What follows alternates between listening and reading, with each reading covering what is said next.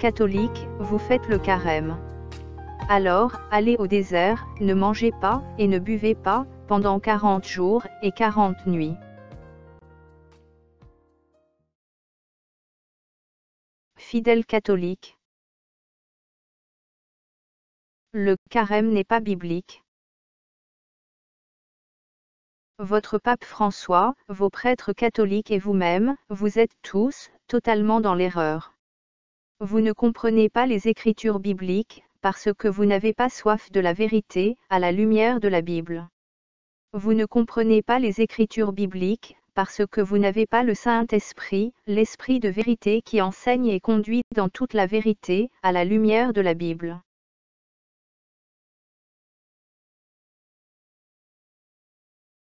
Fidèles catholiques.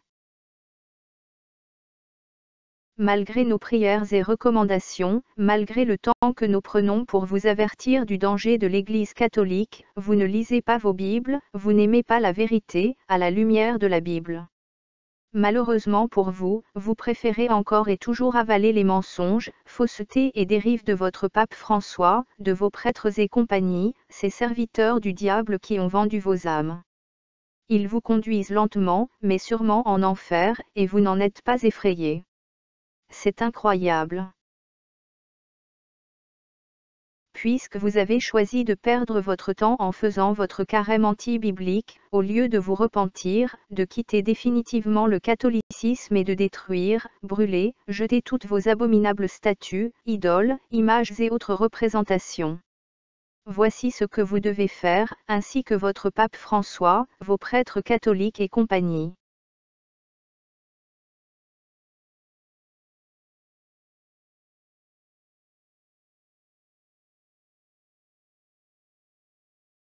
Allez dans le désert, ne mangez pas et ne buvez pas pendant 40 jours et 40 nuits.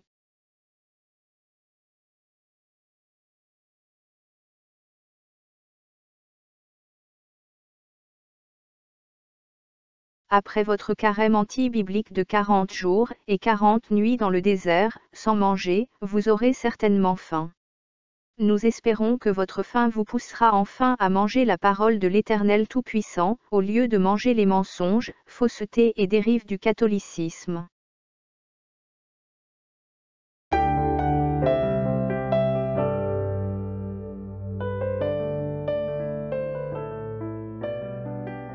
Après votre carême anti-biblique de 40 jours et 40 nuits dans le désert, sans boire, vous aurez certainement soif.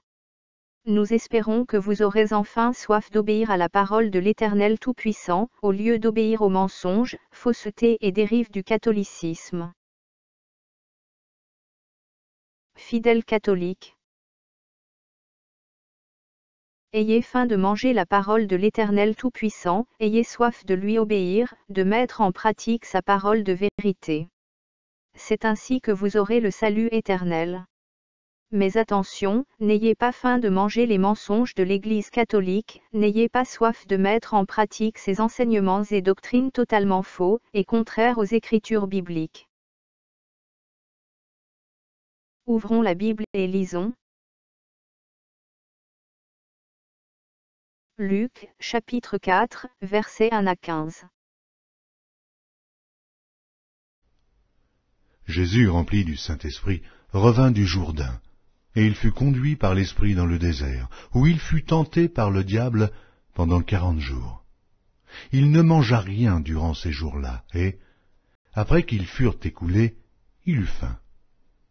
Le diable lui dit, « Si tu es le Fils de Dieu, ordonne à cette pierre qu'elle devienne du pain. » Jésus lui répondit, « Il est écrit, l'homme ne vivra pas de pain seulement. » Le diable, l'ayant élevé, lui montra en un instant tous les royaumes de la terre, et lui dit, « Je te donnerai toute cette puissance et la gloire de ces royaumes, car elle m'a été donnée, et je la donne à qui je veux.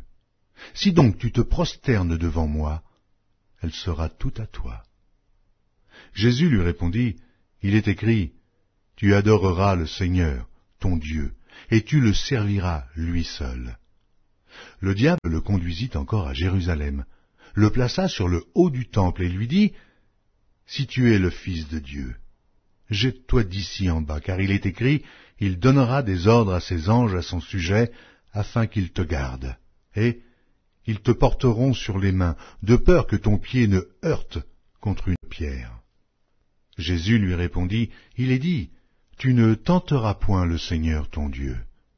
Après l'avoir tenté de toutes ses manières, le diable s'éloigna de lui, jusqu'à un moment favorable. Jésus, revêtu de la puissance de l'Esprit, retourna en Galilée, et sa renommée se répandit dans tout le pays d'alentour. Il enseignait dans les synagogues, et il était glorifié par tous. Exode, chapitre 34, versets 27 à 29.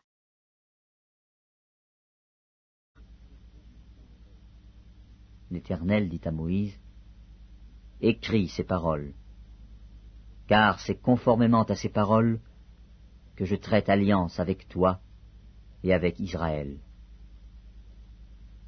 Moïse fut là, avec l'Éternel, 40 jours et 40 nuits. Il ne mangea point de pain, et il ne but point d'eau. Et l'Éternel écrivit sur les tables les paroles de l'alliance, les 10 paroles.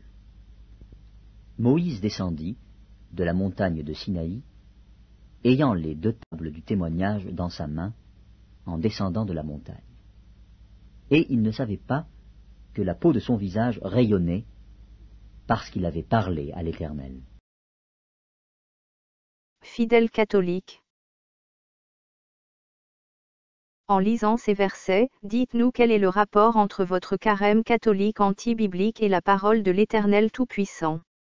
Demandez, à votre pape François, vos prêtres catholiques et compagnie de ne pas mélanger leurs mensonges, faussetés et dérives avec la parole de l'Éternel Tout-Puissant.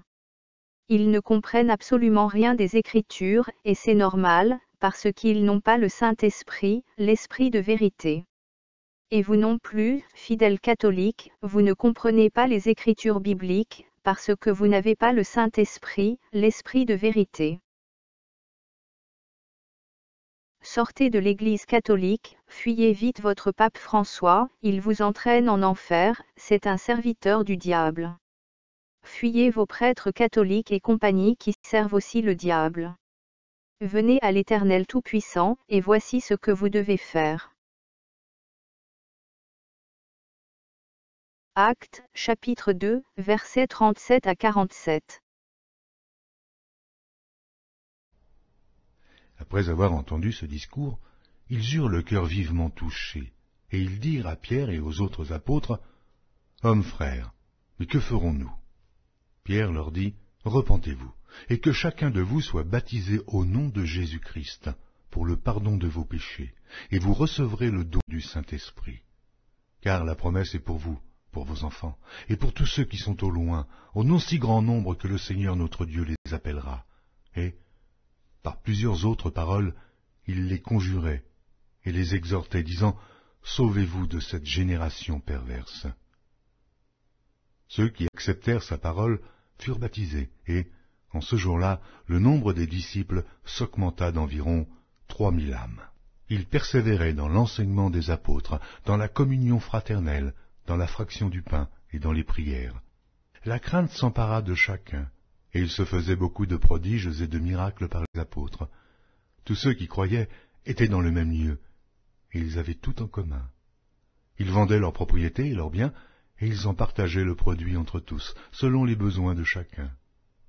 Ils étaient chaque jour tous ensemble, assidus au temple, ils rompaient le pain dans les maisons, et prenaient leur nourriture avec joie et simplicité de cœur, louant Dieu et trouvant grâce auprès de tout le peuple. Et le Seigneur ajoutait chaque jour à l'Église ceux qui étaient sauvés. Que les catholiques qui ont des oreilles pour entendre entendent. Que celui qui a des oreilles pour entendre, entende. Le Seigneur Jésus-Christ revient très bientôt. Voici, je viens bientôt, et ma rétribution est avec moi, pour rendre à chacun selon ce qu'est son œuvre. Je suis l'alpha et l'oméga, le premier et le dernier, le commencement et la fin. Heureux ceux qui lavent leurs robes, afin d'avoir droit à l'arbre de vie et d'entrer par les portes dans la ville.